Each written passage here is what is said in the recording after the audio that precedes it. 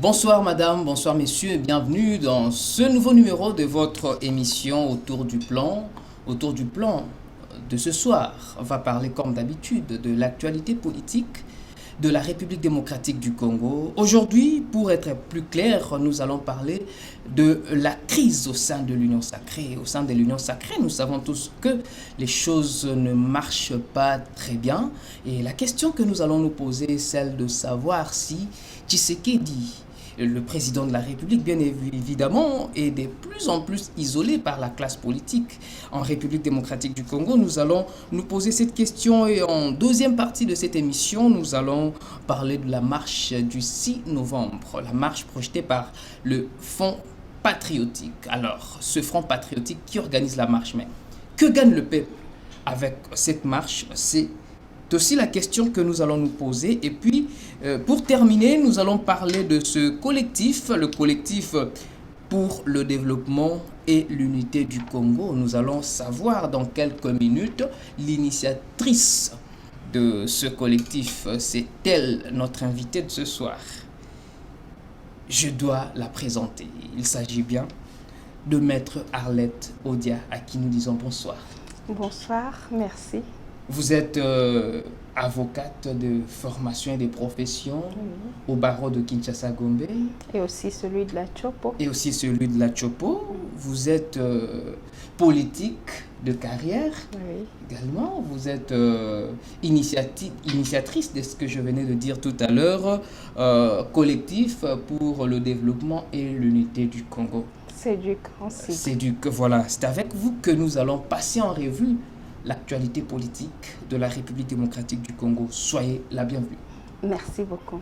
Maître Arlette Odia, vous étiez autrefois présidente de la Ligue des femmes de la dynamique Congo Unie de Vidé Chimanga. Vous avez claqué la porte. Pourquoi? Bon, les circonstances politiques ne nous permettaient plus de continuer dans cette lancée où le parti présidentiel, l'UDPS, pour ne pas le citer, avait cette fois-là décidé de bouleverser l'ordre politique au pays, de détruire carrément l'architecture qui a existé depuis toutes ces années après la vie du parti-État en RDC. Vous savez que le pays a connu cette époque où le MPR, qui était le parti du président de la République Mobutu, était le parti-État. Mais après, à partir de début des années 1990, il y a eu la libération du secteur. Nous sommes allés du parti-État au multipartisme et le souci de tous ceux qui avaient milité pour la démocratisation du pays, c'était qu'il y ait en RDC, comme dans d'autres pays, dans des vieilles démocraties, d'un côté l'opposition politique et de l'autre la majorité qui gouverne. Et il y a des règles et des lois qui régissent cette vie politique.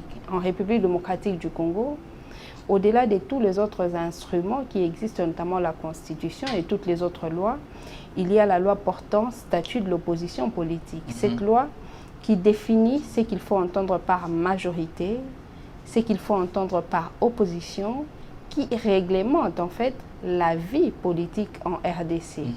Cette loi qui prévoit que les partis politiques sont soit dans la majorité, soit dans l'opposition. Et quand on est un parti de l'opposition, on ne peut pas avoir des animateurs ou des délégués au sein des institutions. Oui, à tous les niveaux, du gouvernement central au gouvernement provinciaux. Mais la situation qu'avait pourtant créée l'UDPS était que un député pouvait être dans un parti de l'opposition, mais lui-même accéder aux fonctions de responsabilité au sein du gouvernement. C'était une situation qui n'avait pas d'assises. Et vous avez même entendu les caciques de ce qui constitue aujourd'hui l'Union sacrée vous dire que c'était pour eux une révolution. Ils avaient accepté de passer par la violation des textes parce que l'objectif était de dépouiller l'ancien président Joseph Kabila, était de lui arracher pratiquement tous ses députés et lui mettre en position de faiblesse. Donc, si Pour on moi, peut comprendre, c'est le fait pour l'UDPS de violer les textes légaux qui vous ont poussé à claquer la porte. je voudrais plutôt dire le fait de détruire l'architecture politique, de faire pratiquement la transhumance de l'apologie, d'ériger les cultes de la personnalité, le culte du chef vu comme un messie infaillible. On a vu une Ça union se fait au sacrée Congo, naître. le culte de la personnalité. Je vais vous expliquer ça par les faits. Lorsque Nous l'union sommes au sacrée milieu, naît, on n'est pas encore entré dans le contenu de notre émission. Oui, Je crois que oui, nous je suis allons en train de vous brosser tous expliquer. les détails Absolument. dans le contenu de notre émission. Je disais que, est-ce que vous gardez encore des bonnes relations avec Viguier Tshimanga? Moi, je suis quelqu'un qui sait faire la différence entre les individus et ce qu'ils peuvent être les uns pour les autres et les responsabilités ou les tâches qu'ils sont appelés à assumer. Et pour moi, les relations, il vaut bien les conserver et je tâche de toujours très bien les conserver. Voilà. Il y a aussi des gens peut-être qui ne connaissent pas.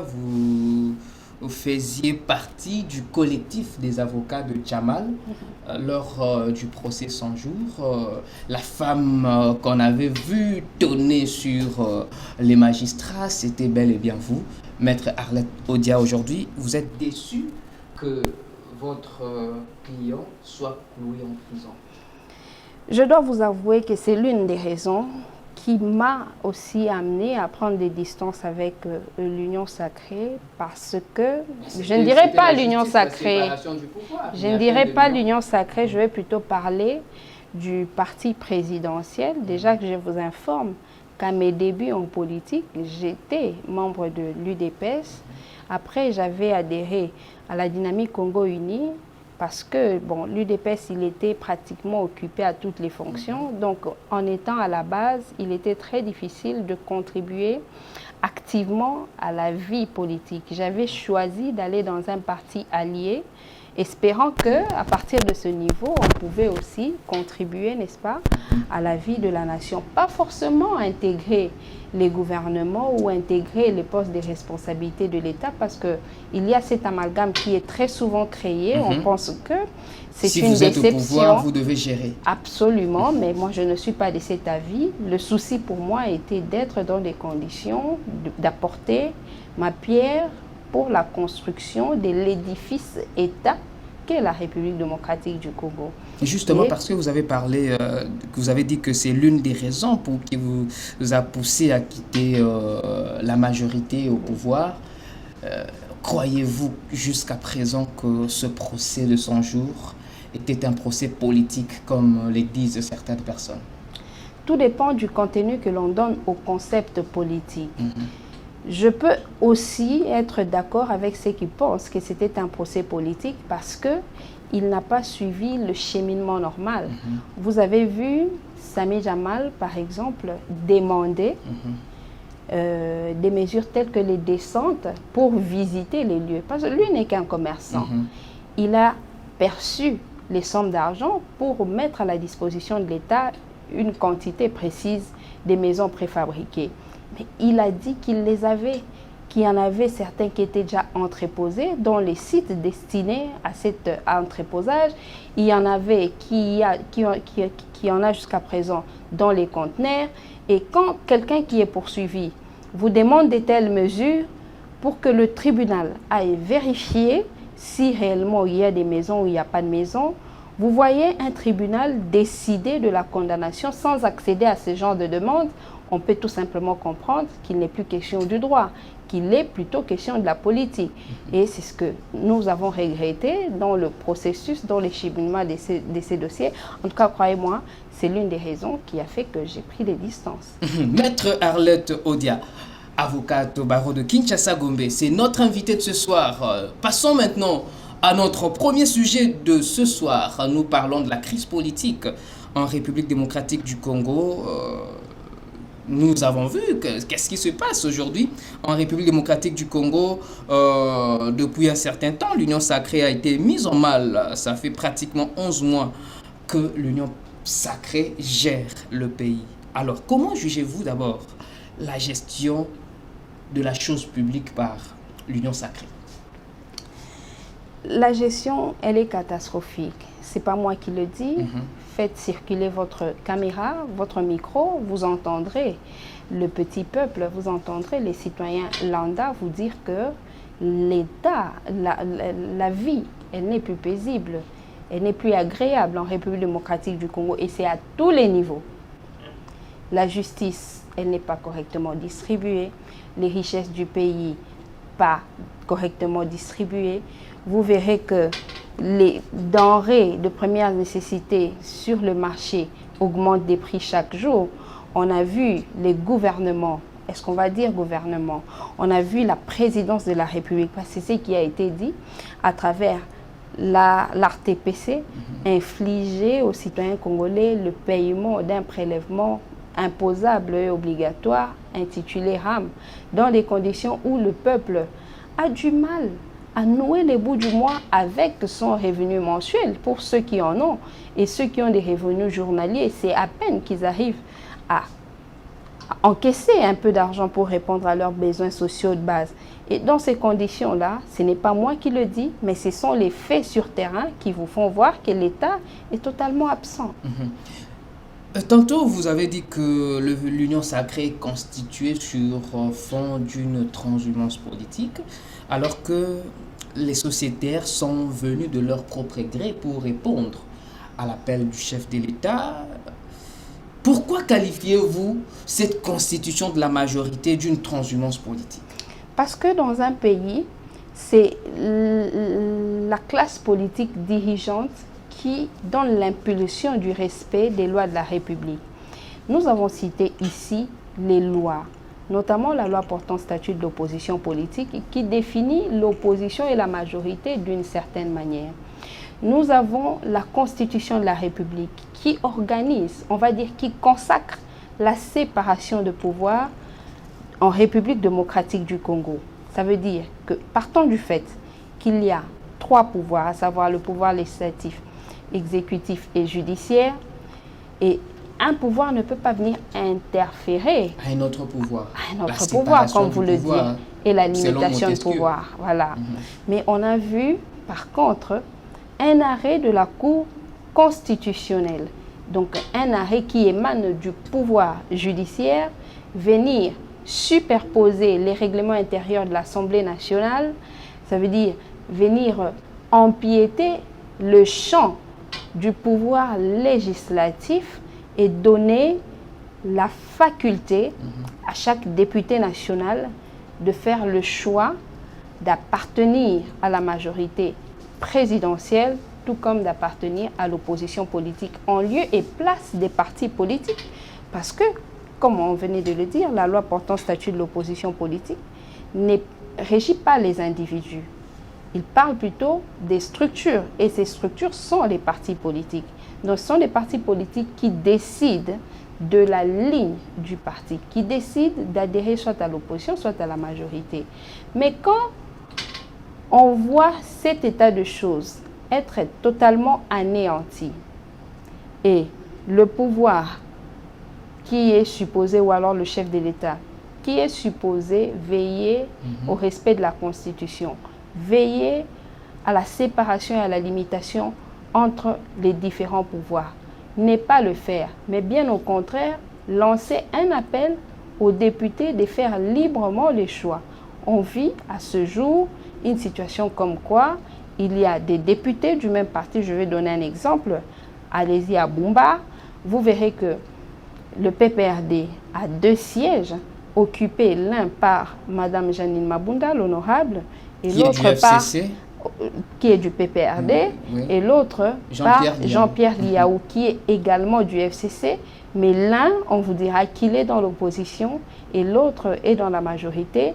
Lorsque le pouvoir accepte cet état de choses, vous n'allez pas dire que ce n'est pas lui qui est l'auteur de la transhumance. Mais ce n'est pas du nouveau sous le régime de Félix Tshisekedi. On a vu ces situations aussi pendant le temps de Joseph Kabila. On a vu le G7 être dédoublé. Il y a eu plusieurs ARC, plusieurs MSR, il y a eu beaucoup de partis politiques qui ont été dédoublés sous Joseph Kabila. Mais pourquoi aujourd'hui vous voulez indexer Félix Tshisekedi? Vous parlez du dédoublement. Là, ce sont des partis politiques. Mais l'exemple que je venais de vous donner, des deux élus de la même circonscription électorale appartenant au même parti, il ne s'agit pas des partis politiques, il s'agit des individus. Et la transhumance ne concerne pas des structures. Une structure qui naît est libre de choisir d'être dans la majorité, tout comme dans l'opposition. La loi portant statut de l'opposition réglemente ces choses. Mais ici, ce sont des individus. Et à l'époque de Joseph Kabila, il n'y avait pas un arrêt de la Cour constitutionnelle qui venait demander aux gens de dédoubler leur parti. Ce n'étaient pas des élus à qui on demandait d'abandonner la ligne de leur parti. Joseph Kabila a travaillé avec le PALU. On va dire, le PPRD a travaillé avec le PALU d'Antoine Gizenga. Est-ce qu'il avait une fois tenté de récupérer, on va dire ça comme ça, les députés du PALU? Non, vous ne pouvez pas comparer ces deux circonstances, partant déjà du fait que dans l'autre cas, il s'agissait des partis politiques qui ont chacun une personnalité juridique et la liberté d'opérer des choix, tandis que les députés, ce sont les individus et c'est ce qui est inacceptable.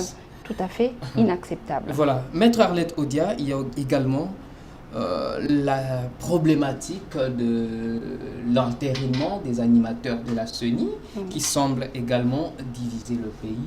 Pour les uns, la procédure n'a pas été respectée. L'union sacrée de Félix Tshisekedi a voulu saucissonner les textes légaux pour imposer ces gens à la tête de la CENI.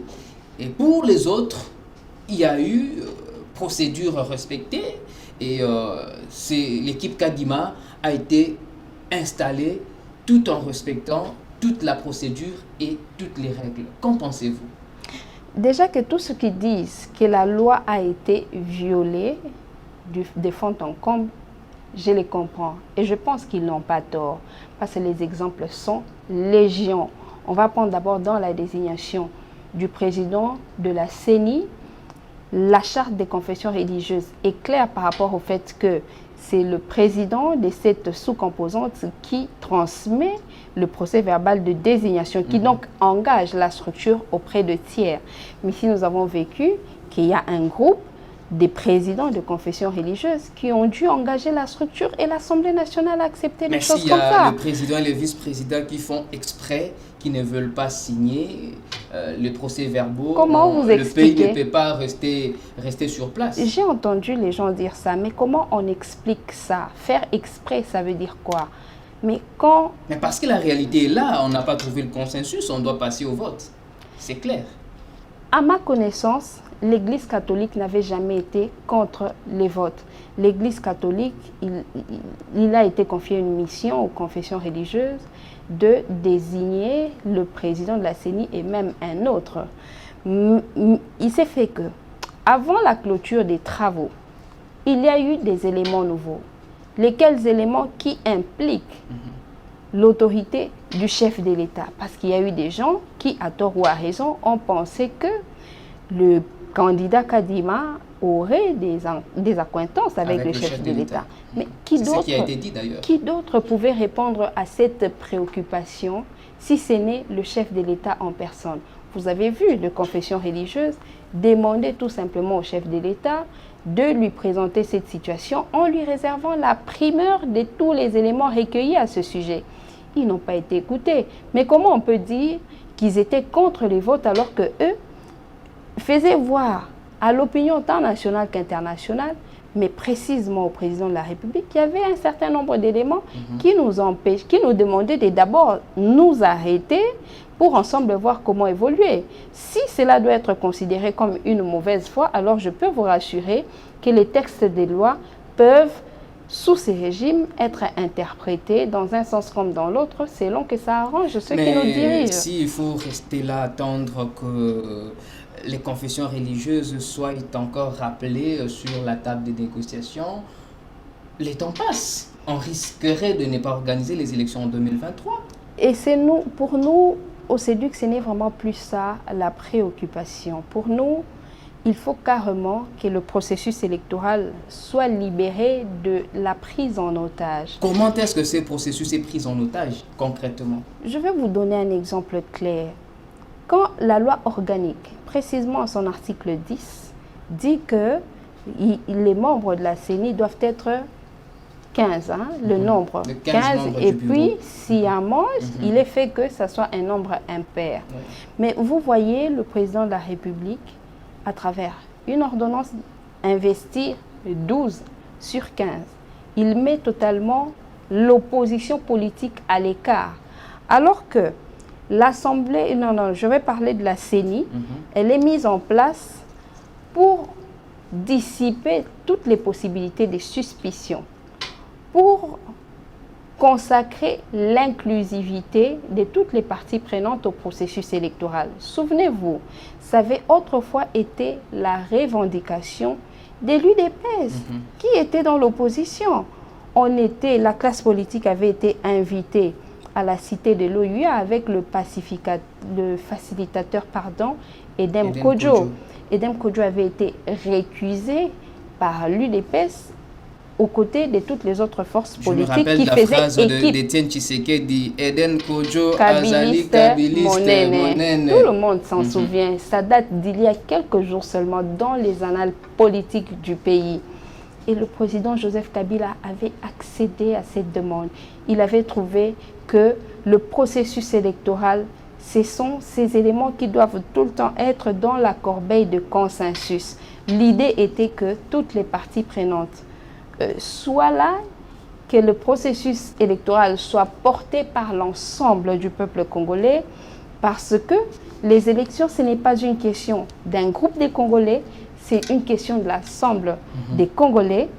Alors, quand dans ces circonstances, on accepte d'envoyer ou d'investir 12 membres de la CENI sur 15, c'est tout à fait une prise en otage du processus électoral. Au-delà de ce fait, vous savez que la loi organique organise, je me répète, excusez-moi, que la société civile délègue 5 membres. Mais le président de la commission paritaire vous a dit un peu partout qu'il a reçu 62 candidatures au lieu des 5. Vous voyez que c'est pour organiser déjà une tricherie. C'est pour planifier une désignation des gens qui ne sont véritablement pas délégués par la société civile, par les composantes telles que voulues par la loi. Et pour nous, c'est suffisant pour nous faire la conviction que le processus électoral est pris en otage. Et tout ce que nous demandons au président de la République, c'est qu'en politique, il n'est jamais trop tard pour mieux faire. Il n'est jamais trop tard pour mieux faire. Je crois que je vous coupe l'herbe sous les pieds, mais je sais que nous allons y arriver. La question qui se pose aujourd'hui, avec cette tension politique, avec cette crise, est-ce que vous croyez que Félix Tshisekedi se retrouve de plus en plus isolé? Je pense plutôt que le président de la République s'est de lui-même isolé. L'isolement... Donc les gens ne l'isolent pas, il s'isole lui-même. Il s'isole tout seul. L'isolement est parti de sa première alliance avec le président de l'UNC, Vital Kamerhe. Vous avez vu comment le cash a été fragilisé par les ténors du cash eux-mêmes. Il a été signé à Nairobi. Où est-ce que ces gens, ces sociétaires, se sont remis à table pour constater que cette charte n'était plus d'actualité? Il a commencé par couper le pont avec l'UNC. Il est vrai que cette UNC à ce jour s'est dit à la majorité présidentielle, mais est-ce que dans le discours, on sent réellement qu'il est dans la majorité présidentielle? Mais l'esprit n'est pas dans la majorité. Bon, on peut tous analyser, chacun en a la possibilité et la faculté. Mais non, il évolue avec le FCC cash à un certain moment. Il prétend que le FCC lui bloquerait. Il décide de rompre avec le FCC. Jusque-là, c'est normal. Et ça respecte encore la loi. Mais quand on va à mettre en place un mécanisme pour que tout en se séparant du FCC, que l'on débauche les députés du FCC, c'est là qu'il y a un problème. Ça donne l'impression à tous les leaders politiques du pays que l'UDPS n'est pas un parti qui respecte les engagements. Dans ces conditions, tout celui qui voudrait signer un engagement avec l'UDPS se mettra toujours à l'idée que, à tout moment, ça peut ne pas marcher. Et pour nous, c'est que c'est le président lui-même qui s'isole. Mais est-ce qu'il ne s'agit pas d'une mauvaise foi de certains acteurs politiques qui ne veulent pas la réussite du chef de l'État? Parce que vous vous souvenez, à l'issue d'un conseil de ministres, il a été décidé que les prix des produits surgelés soient revus à la baisse, mais il y a certaines personnes qui bloquent. On a vu le chef de l'État proclamer l'état de siège, mais il y a certains tireurs de ficelle, il y a certains acteurs politiques du terroir qui sont en train de financer les terroristes. Mais il ne s'agit pas là d'une mauvaise foi de certains acteurs politiques qui veulent l'échec du président de la République pour son mandat. Alors nous, on s'éduque, on se pose la question s'il ne s'agit pas plutôt d'une mauvaise foi de ceux qui dirigent. Est-ce qu'il ne s'agit pas d'une mauvaise foi de l'Union pour la démocratie et le progrès social, le parti présidentiel? Posez la question à l'UDPS, quel est le plan de guerre que ce parti a emmené tout en accédant au pouvoir, à la magistrature suprême, dans le secteur de l'agriculture, dans le secteur de l'environnement, la défense nationale, la sécurité, la diplomatie, un peu partout. Ils ne vous diront rien. Mais à partir de ce moment, quand vous n'avez pas un programme bien ficelé pour la réussite de votre mandat, eh bien, vous trouverez des alibis un peu partout. La classe politique a été très clémente à l'endroit de l'UDPS qui, comme vous le savez, n'a que 32 députés à l'Assemblée nationale. Vous avez vu, allié. UDPS est allié, et allié d'ailleurs. Non, UDPS, parce qu'avec les alliés, je pense que c'est autour de 46. Okay. Alors, quand dans ces conditions, l'UDPS est toujours favorisé ou privilégié dans les différents partages, je vous renvoie d'abord à la coalition FCC Cash. Vous aviez suivi le président Jean-Marc Kaboun de l'UDPS dire qu'ils avaient bien négocié alors qu'ils n'avaient que 32 députés. Ils ont pu décrocher 35% pour le tout premier gouvernement, c'est-à-dire le gouvernement Ilunga. Vous voyez que c'est une faveur, n'est-ce pas? C'est un consensus, c'est une concession faite par le FCC. Parce que si on doit partir sur la base du poids numérique au sein de l'Assemblée nationale, avec le FCC, l'UDPS ne pouvait pas bénéficier de 35% au sein du gouvernement. On va avec le gouvernement de l'Union sacrée dans les mêmes conditions, ensemble de Moïse Katumbi. Avec les deux regroupements, ils vous amènent autour des 70 députés. FCC Mosaïque, c'est comme ça qu'ils appellent ça. Il vient aussi autour de 70 députés. Mais au sein du gouvernement, il a moins de ministres que l'UDPS. C'est tout ça qui prouve à suffisance que la classe politique a été clémente envers l'UDPS, mais la mauvaise foi, s'il y en a, en tout cas, ça vient de l'UDPS, ça ne vient pas d'ailleurs. La mauvaise foi peut provenir de l'UDPS, Dixit. Maître Arlette Odia, mais aujourd'hui, qu'est-ce que vous préconisez précisément pour terminer avec ce sujet? Est-ce qu'il faut retourner sur une table de négociation, appeler les gens à un dialogue pour dissiper la crise, ou il faut continuer avec la machine comme ça? Comme certains disaient, les chiens aboient, la caravane passe. Il faut distinguer deux choses. D'une part, la gouvernance de la République et d'autre part, l'organisation pour les échéances à venir. Ça veut dire les processus électoraux. L'UDPS a démontré combien il est assez cupide de la gestion du pays. C'est trop fort, votre qualificatif. Je suis en train de l'expliquer. Il a démontré combien il voudrait tout gérer.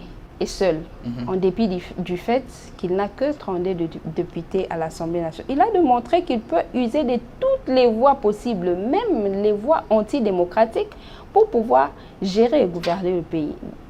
Je ne vois pas les restants de la classe politique accepter de se retrouver autour d'une table avec l'UDPS pour encore parler de la gestion de l'État. Je pense par contre, ils seront toujours roulés comme d'habitude. Pour ne pas qu'ils soient encore et toujours traités de bouc émissaire. Je pense par contre que s'agissant des élections, il faudrait que la classe politique, pas seulement la classe politique, mais aussi la classe sociale, c'est-à-dire toutes les forces vives de la République, se retrouvent autour d'une table pour planifier un processus électoral qui soit à la fois crédible et apaisé. Vous savez que lorsque les élections ne sont pas apaisées, ça engendre des conflits post-électoraux. Sous d'autres cieux, on a vu des présidents de la République, après avoir organisé les élections, se retrouver à la CPI et écoper d'autour de 10 ans de prison. Vous vous souvenez le cas de la Côte d'Ivoire avec le président Laurent Gbagbo et tous les restes. En RDC, on a aussi connu cela. Jean-Pierre Bemba, après les élections de 2006, d'aucuns diraient qu'il avait plutôt été poursuivi pour les faits qui se sont commis en Bangui. Mais en politique, cette coïncidence n'est pas hasardeuse.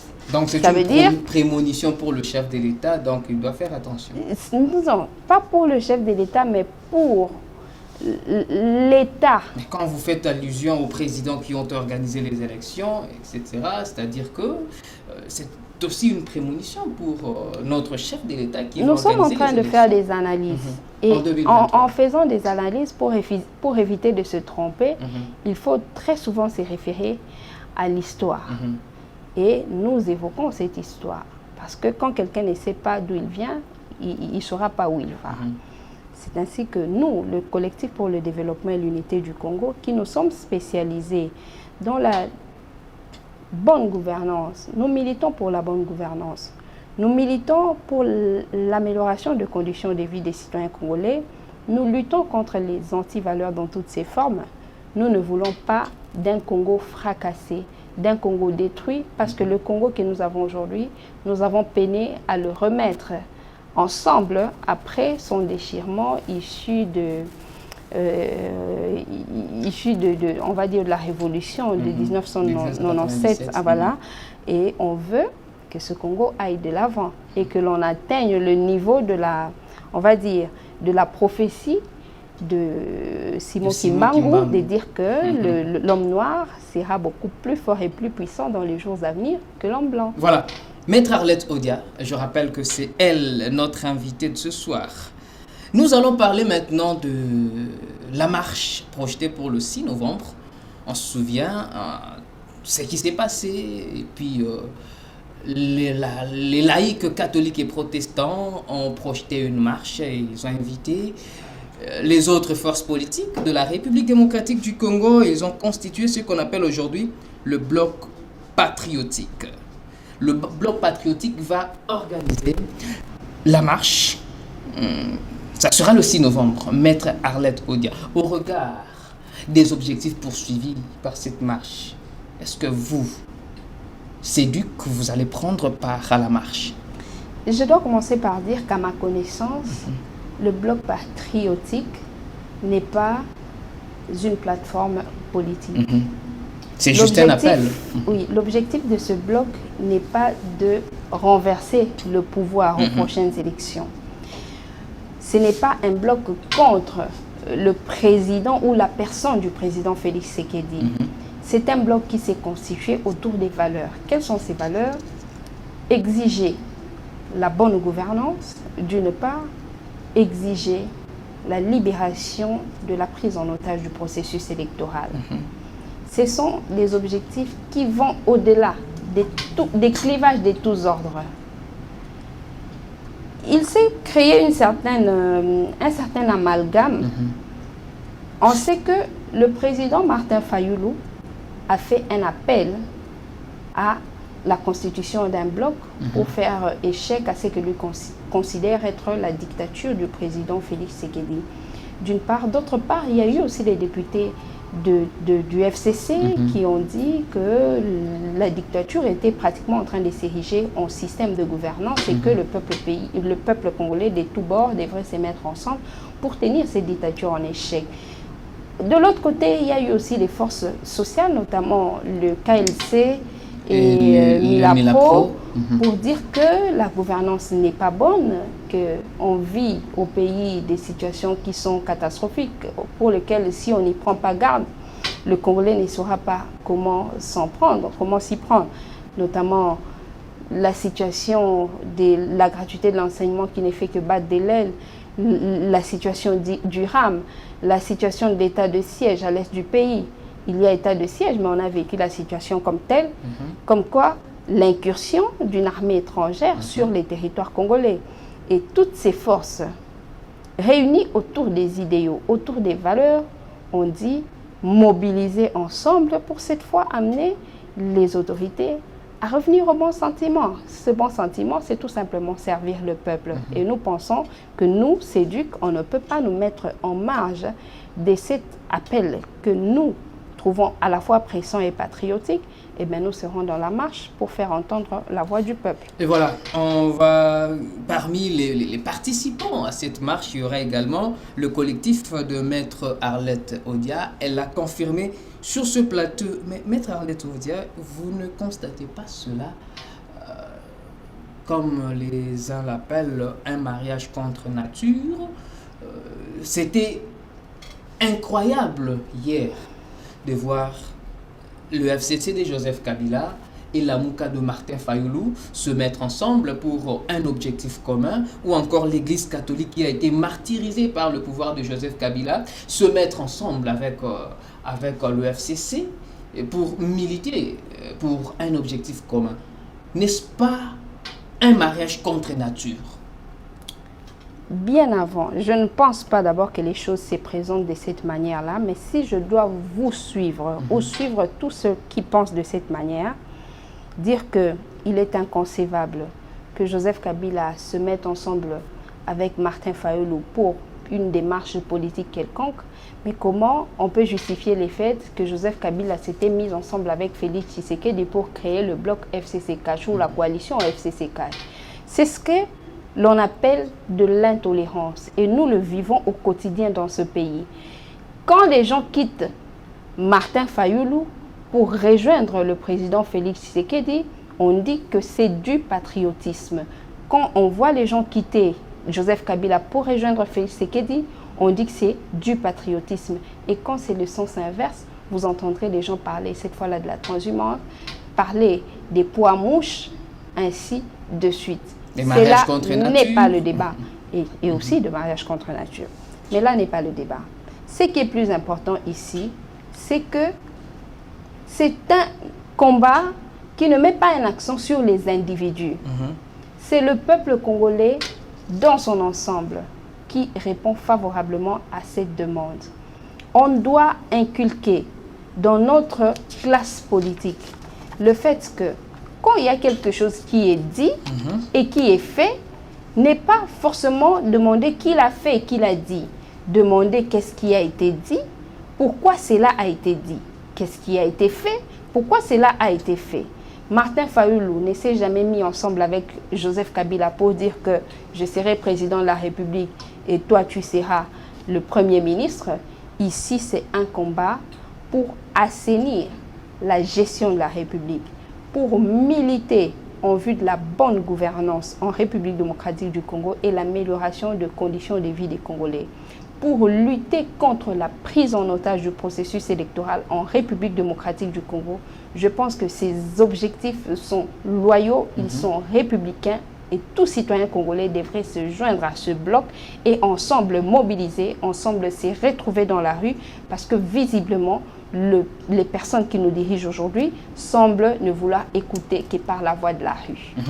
La voix de la rue, nous allons voir le 6 novembre si cette voix de la rue va parler, si cette voix de la rue va imposer sa loi au régime de Félix Tshisekedi avec lesquels quelques minutes qui nous restent, Maître Arlette Odia, j'aimerais quand même que nous puissions parler de votre collectif.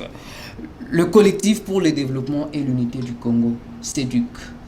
C'est la structure que vous avez créée. Dites-nous un peu, il s'agit de quoi?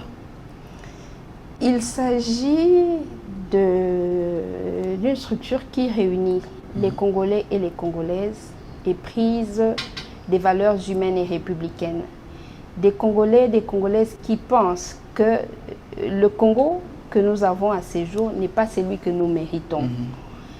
Les Congolais et les Congolaises qui ont cru au départ en la vision du président de la République, celle de vouloir assurer la revanche du sol sur le sous-sol, celle de vouloir lutter contre la pauvreté. C'est l'éternelle théorie ici au Congo, la revanche du sol sur le sous-sol. Oui.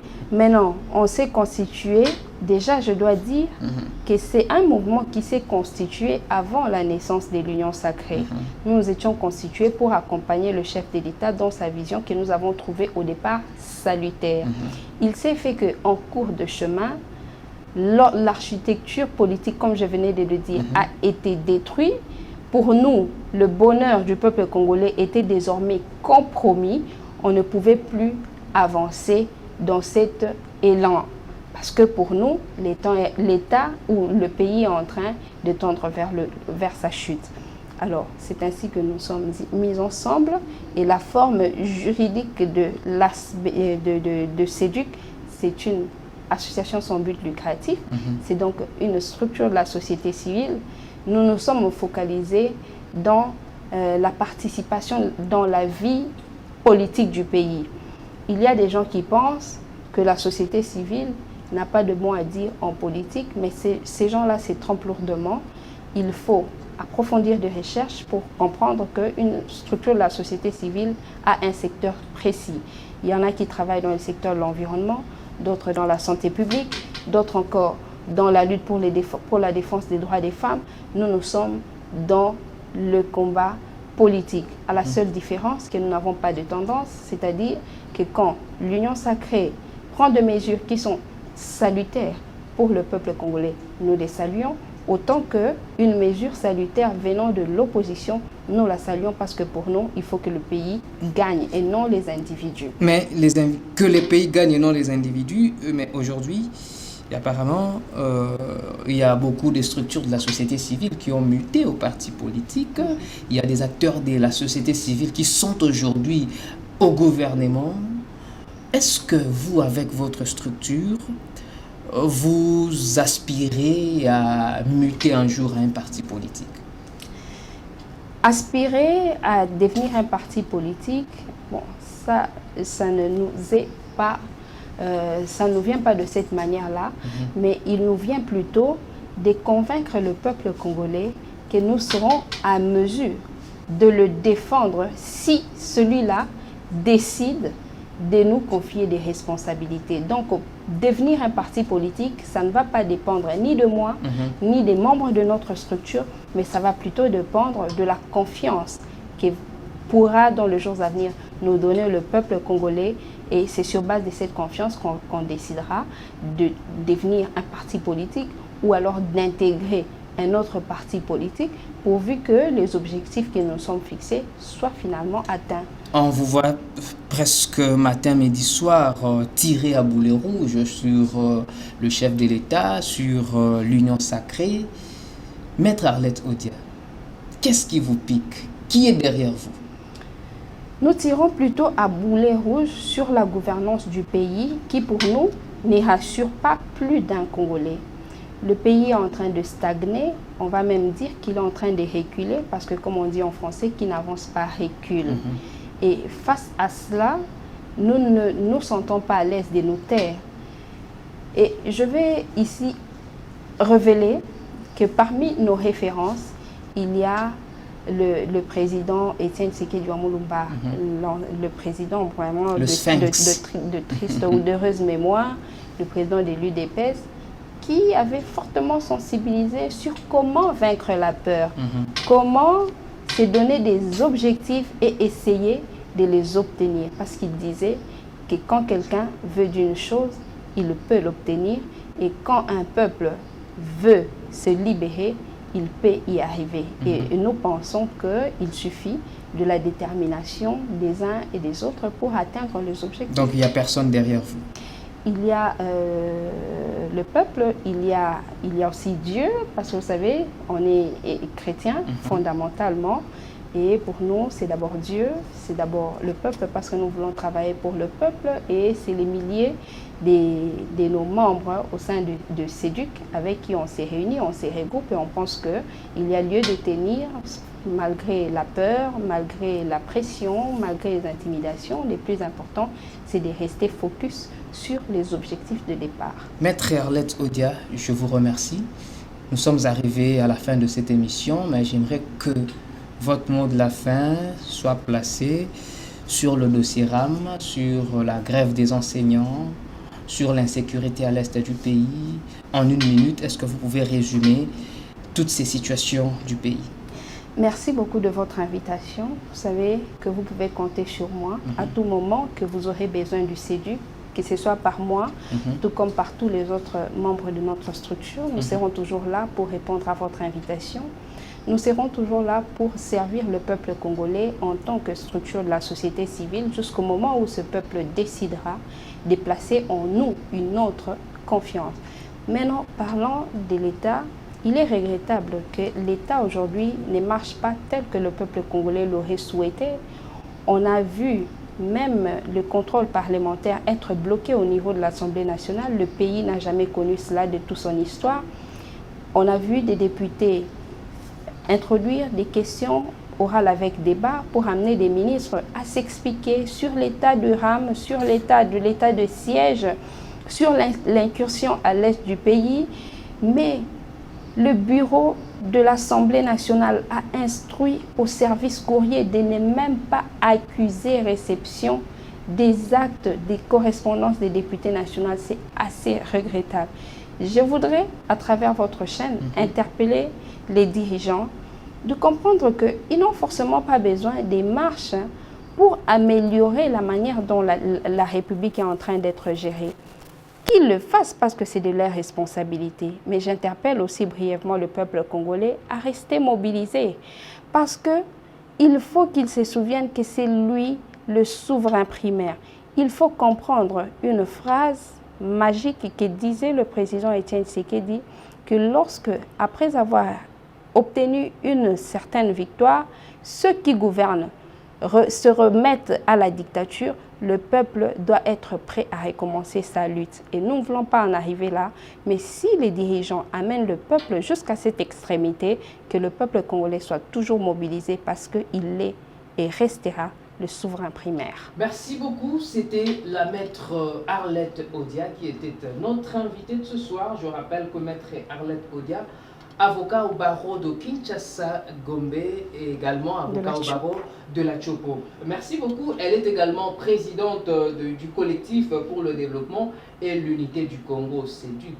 C'était elle notre invitée de ce soir. L'émission d'aujourd'hui est terminée. Merci à Héritier Ntumba. Merci à Elohim Kampolongo pour la partie technique.